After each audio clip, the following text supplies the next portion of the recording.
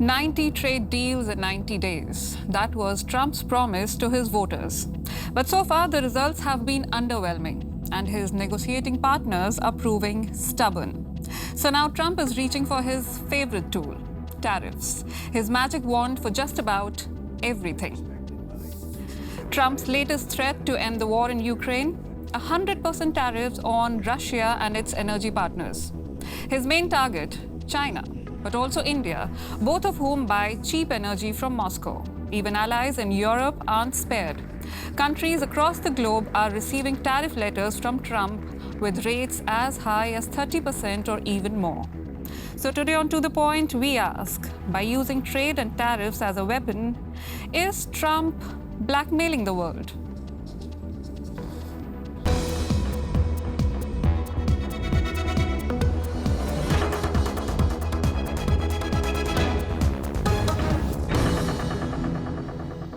Hello and welcome to The Point. I'm Isha Bhatia-Sanin here in Berlin. The only thing one can predict about Donald Trump is that he is not predictable. So what exactly to expect in the coming days and weeks? To discuss that, I'm joined by four experienced journalists. We have Moritz Koch, head of politics at the German business newspaper Handelsblatt. British author and journalist John Kampfner.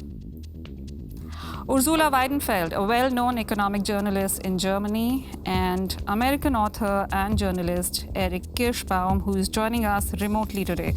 A very warm welcome to you all. Thank you for joining. Erik, Trump claims that these tariffs will fix the American economy. There will be more manufacturing. What is there really to fix, and how much truth is there to these claims? Yeah, thanks for the question. I mean, the title of your show, Blackmailing the World, is very strong. I think in Trump's view, he's not blackmailing anybody. He's trying to get better deals for Americans. He's trying to reshore industry to the United States.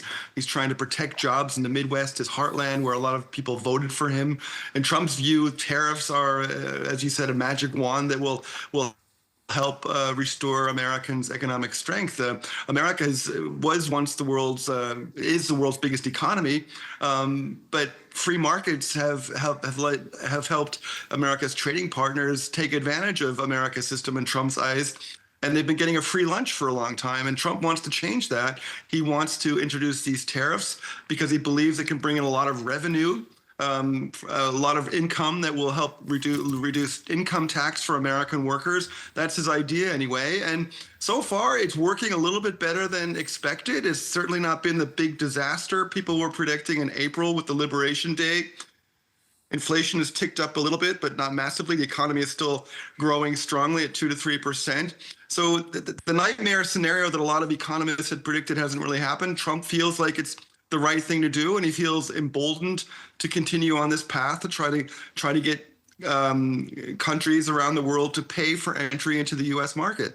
But aren't the American consumers having to bear the brunt of the prices, because the companies are saying, well, if there are tariffs, then consumers have to pay more. So could this backfire? Yeah, it could. I mean, certainly that's what economists are warning. But so far, it looks like companies have been eating some of the tariffs, have been reducing their profits. I mean, inflation is expected to rise at least 1 percentage point this year because of the tariffs, maybe more. It remains to be seen. But economists are often good at predicting things looking back, but not always looking forward. They get a lot of things wrong. And they might get this one as wrong as well. But certainly the American consumers are going to be paying more because of the tariffs. The estimates are $2,000 to $3,000, $6,000 more for an imported car, things like that. So there's definitely going to be pain to be paid. But Trump is ready to take on the world and introduce these tariffs because he feels he's got a strong negotiating position, and he wants other countries to pay for entry to the U.S. market. Thank you, Erik. John, strong words from Erik there. But Trump is also known for changing his opinions, changing his decisions. So is the world really taking him seriously, or should the world really take him seriously this time? Everybody is taking Donald Trump incredibly seriously. The emotional roller coaster that particularly the Western world or Trump's allies or America's, what used to be America's allies have gone through a whole gamut of emotions since he won the second term.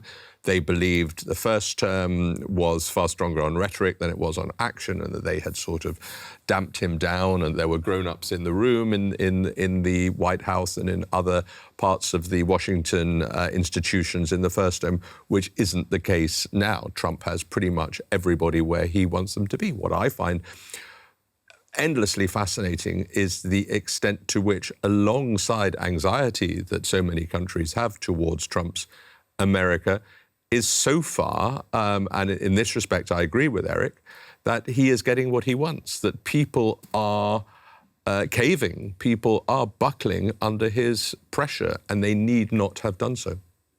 So why are people caving? It's a good question. I mean, Trump has been using basically two tactics. One, charm to certain leaders, particularly previously to Vladimir Putin and to autocrats that he likes, plus one or two Western leaders. And he gets charm if they are sycophantic to him. So you had Keir Starmer the British Prime Minister, going to Washington with a flamboyantly with a letter from the King inviting him to a second state visit, which no American president has ever had, which will take place in September.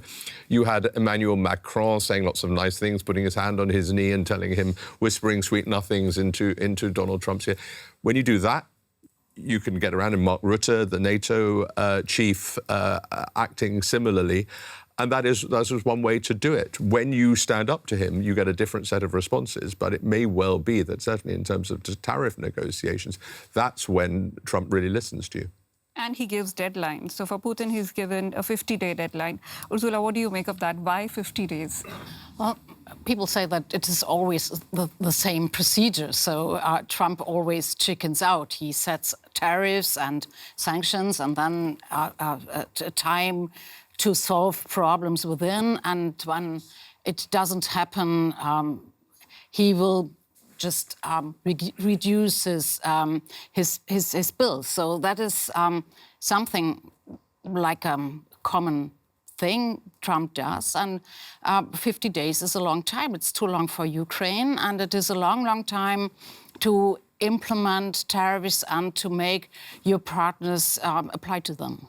Which one is stronger, tariffs or weapons? I think the weapon part is more crucial right now because it will have an immediate effect. We see that Russia has been steadily increasing its air raids against Ukraine, and the Ukrainians were short on supplies for their air defense systems. So something needed to be done, and needed to be done now. And so this is, I think, the biggest concern.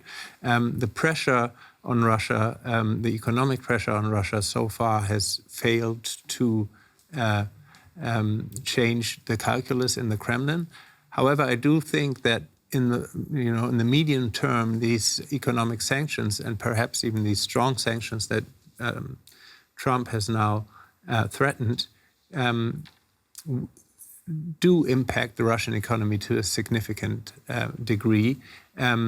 There will be a point where Russia will not be able to fight this war in the same intensity.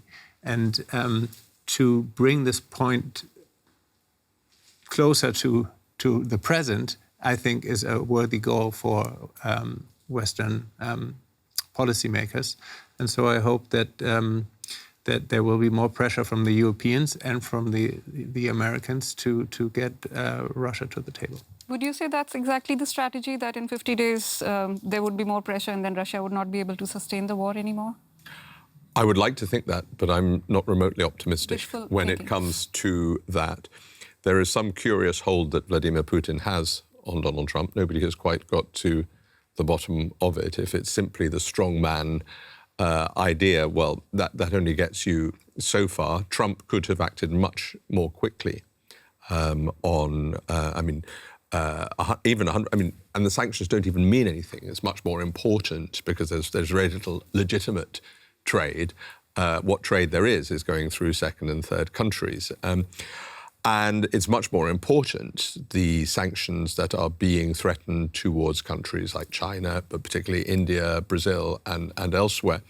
But no, I mean, Putin, if one could talk much longer about the war, but Putin is completely invested in the war. He has to continue the war for as long as he can. And when the time comes for it eventually to end, he has to portray it as a victory. And so the idea that somehow he is going to say, sure, Donald, I'll just stop it now because what you've done frightens me. I'm afraid that's not going to happen. So we have to see who chickens out, since you mentioned Donald Trump always chickens out. But at the moment, for President Trump, tariffs seem to be the new cure-all for everything and against everyone. For many world leaders, Trump's tariff letters must feel like a tax bill they were least expecting. The most beautiful word in the dictionary to me is tariff. Tariffs may be beautiful for the U.S. president, but for those affected by them, they're painful. That would overshadow everything and strike at the core of Germany's export economy. Tariffs are pouring billions into Trump's treasury, money he needs to continue cutting domestic taxes. But the U.S. president is also using tariffs as a geopolitical weapon. Colombia backed down after Trump's threats and is now once again accepting deported nationals from the U.S. Brazil faces a 50% tariff unless its current left-wing government halts legal proceedings against former right-wing populist President Bolsonaro. China hit back with retaliatory tariffs and an export ban on rare earths, prompting a quick retreat from Trump. Even Arab nations are under pressure. Algeria is being pushed to liberalize its trade. And the EU? It's expected to buy more American goods. Does the U.S. always hold the stronger hand? Erik, I'd like to ask that question to you. Brazil, Mexico, China, Libya, Europe. Trump seems to be taking on the whole world. How is it that U.S. always holds the stronger hand? Yeah, the United States is the world's biggest market, the world's biggest economy. Companies, countries around the world all want to trade with the U.S. The U.S. has also led this system since World War II of free trade, has opened up markets around the world with the free trade policy. Now it's something new with Donald Trump. He's going back to a tool used in 1900 by President McKinley. He thinks that's the key to American greatness. He thinks the United States has been taken advantage of for a long time. The United States pays for the world's security to some extent, pays for defense, pays 70% of what NATO needs each year. And Trump has, since the 1980s, has felt like the United States has been ripped off by the EU, been ripped off by the rest of the world. And now he wants these other countries to pay something for it. And in the process, he wants to protect the U.S. industry. A lot of the jobs have gone away to the U.S., probably will never come back. But the word globalization sounds very good in Europe to our ears. But to people in the heartland in the United States, people in the United States, globalization is a horrible word. It means that their towns have faded, have fallen, unemployment has risen. So Donald Trump, and these are his voters in the Midwest, Donald Trump talks about tariffs in a way that's going to restore American greatness somehow, and people believe him. And the jury's still out. We don't know how this is going to play out, but we do know there's been a big increase in income. There's $28 billion are coming in every month right now in tariff goods, and Trump dreams of having $300 or $400 billion a year in tariff money. That's almost as much as income tax in the United States adds up to each year. So there are some hopes among people that income taxes can be cut or that more expensive programs can be paid for without raising taxes. Trump has tapped onto something here that some Americans think is great. But U.S. does depend a lot on China, for instance, for the imports that come from China. Absolutely. And Trump was very tough. Trump was very tough with tariffs with China in his first term, and he got some good deals with China that opened the markets there for the United States, and it hurt the American farmers. The American farmers were not pleased but Trump was able to negotiate very tough with China, and the Biden administration kept a lot of those tariffs in place that Trump had introduced. Moritz, the pressure tactics that Trump is using, they seem to work on some, on others it doesn't.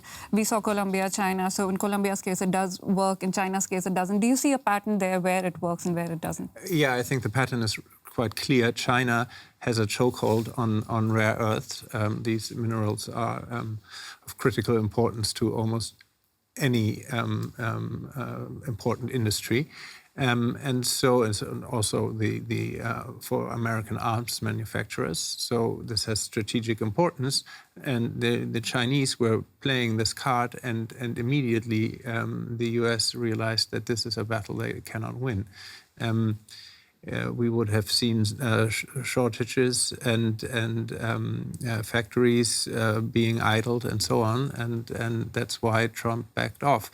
Problem for Europe is that we don't have a similar tool at our hands. We only have the broader issue of tariffs, which our tariffs do not deter Trump because he doesn't believe in trade. He doesn't really want a growth in world trade. He thinks trade's part of the problem. So how should the EU react?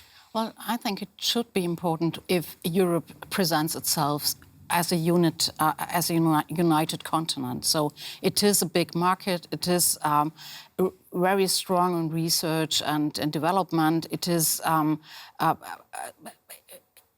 strong continent, and I think the weakness is that it is always negotiated between all the states which are members of the European Union.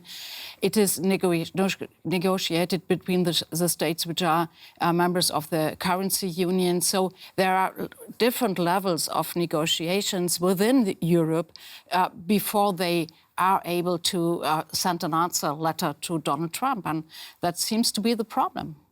And a further weakness, I would suggest, for Europe is that everything is mixed up with each other. We were talking earlier briefly about Russia and Ukraine, and Europe bringing sort of 3.5% to the table, and so the whole military and the slightly better relations that the United States now has with NATO than was the case before. It's impossible to say, oh no, that's NATO, this is the European Union, this is the G7, and they're all slightly different, which of course they are, and some countries are in one and not in the other, and so on. But fundamentally to Trump, it's Europe and it's the West, and if you mess with me on one thing, I'll punish you in another area as well.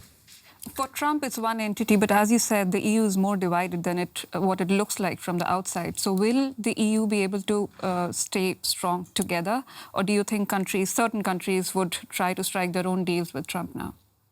Well, I mean, they can't. I mean, trade is fundamentally a European jurisdiction, an EU jurisdiction. When the UK left the European Union, it spent feverish amounts of time trying to remember how you negotiate trade, because it hadn't done it for all the years that it was in there. They had to bring in all these experts and consultants and everybody to say, right, this is how you negotiate trade deals. And, you know, the UK tried. They thought they would get this wonderful trade deal immediately with the US and with the EU. And it took them a very, very, very long time. And they haven't even now got very far. So this is incredibly complicated stuff. The competence is with Brussels. I mean, the positive side to say is that in spite of the troublemakers that are basically Hungary and its junior partner Slovakia, Europe has been pretty good on this. There are differences in the extent to which you push back on Trump or you don't. But, you know, for an unwieldy 27-member bloc, it's holding itself reasonably, I would say. I wouldn't go too far in one direction or too far in the other. I think you're right that Europe is quite experienced in trade negotiations in any case. But what will you do when your partner on the other side is no longer a partner? And the free trade principle is crucial to the European Union, and it has been to the US as well. And that is the past. It's not going to be a cakewalk for the EU. Investment bank Goldman Sachs has warned that Trump's threat of a 30% tariff on EU goods from 1st August could result in a decline in Eurozone GDP, with the most acute impact likely to show in the next few quarters. And so the EU is now left looking for options. A table that could cause a rift. The EU is facing a dilemma. If it gives in to Trump, its economy suffers. If it responds with counter tariffs, it risks triggering a trade war, or worse, a loss of vital security guarantees. The bloc is divided. Export-driven Germany would prefer to compromise, while power-conscious France is ready to push back. What about Canada's method? A major campaign there is promoting buying domestic. The EU is also seeking to diversify. The Commission president recently secured a trade deal with Indonesia, complementing the existing agreement with Argentina, Brazil, Paraguay, and Uruguay. But the EU's trade volume with the US is much larger. And India? It would be a welcome partner for Europe, but a trade pact with the world's fifth largest economy is still in the works. In the short term, none of these options seem like a true substitute for the US. Turning to Beijing, relations are currently frosty, and China's closeness to Russia in the Ukraine war is a major sticking point. So where can Europe find reliable trade partners? Ursula, who can Europe rely on? Should they look towards Global South now? Well, we already see it at the European harbors that trade streams are just differentiating. So we do have a lot more containers coming from Southeast Asia. We do have a lot more coming from Latin America, less from the US, but even and especially a lot more from China. So there is a new trade conflict looming with that, but already the world trade is just finding its new ways, its new just streams to try to compensate for the US sanctions. But of course, the US is not only the biggest market; it is also the biggest suppliers in some goods. John, I found it very interesting that Trump's letters first went to the ASEAN countries, but it did not go to India. What do you make of that? Why not? I was in India in April doing some work and speaking at various conferences, and I was perpetually, I always have been, but I'm particularly now fascinated by where India sits in the global chessboard. I mean, during the Cold War, India was one of the most pivotal non-aligned states with warm relations with the Soviet Union and just about tolerable relations with the United States. Under Narendra Modi, he's moved much closer to the United States on all kinds of fronts, but yet India, as we know, continues to do very warm trade with Russia, and basically has been recycling Russia's oil and gas, both for itself and for other countries as well. And it's got curious relationship, interdependency with China, but very frosty relationship with China. So exactly how India goes from here is pivotal. Trump, I think, pretty well versed in understanding who he wants to tap and who he doesn't. The one thing I would say is that when I, in various events, quite sharply criticised Vladimir Putin, it went down quite badly in India. So that relationship remains a curious one. We only have a couple of minutes left, but I'd like to go to Erik with this question. As we speak, there's an Indian delegation in Washington discussing a trade deal with the US. Do we have any details about what's happening behind closed doors? No, I don't, unfortunately. But Trump wants deals. He wants success. And I believe that he's going to try to get deals with India and every country he can. And hopefully with the EU, there'll be a good deal announced soon before August 1st. The EU has a good bit of momentum right now. Trump is looking pretty favorable at the EU after the NATO summit recently, where they agreed to increase their defense spending, doubling it to 3.5% of GDP. That's something in the United States Trump has wanted for a long time. The EU, the NATO, European members of NATO did a smart thing. They realized what Trump wanted, and they realized that's in their own interest as well, and they've got a good deal. And Trump is very well opposed to the EU right now, and hopefully they can use that momentum for the tariff negotiations. Thank you. Moritz, last minute we got. Do you think the strategy is also to have a certain shock reaction and say, okay, 30% and then bring them on the table so that they could bargain and then bring it down? Yes, absolutely. That's the idea. I think on substance, he hasn't really gotten that much yet. I don't think that all of a sudden we will see the European market being opened, for example, in food and agriculture in a way that would that many Americans would like to see, because these are questions that were tough and there were long negotiations during TTIP, the transatlantic trade deal, and there was for years no substantial no agreement, and so I'm very skeptical that now in a couple of days we would be able to find a solution. So Erik's already said that he doesn't think that Trump's blackmailing the world. One word answer. What do you think? Is Trump holding the world hostage? Yes or no? He's using strong arm tactics, and that's what he does, and that's what he knows. That's what he does, Ursula. Share markets are holding Trump hostage, and that is the hope Europe has. Moritz. Yes, indeed. I would also count on markets to rein him in. Checks and balances in the US look shaky right now, but the financial markets do have an impact. Thank you. That's all the time we got. If you're watching us on YouTube, do leave a comment. Thank you for watching. Goodbye.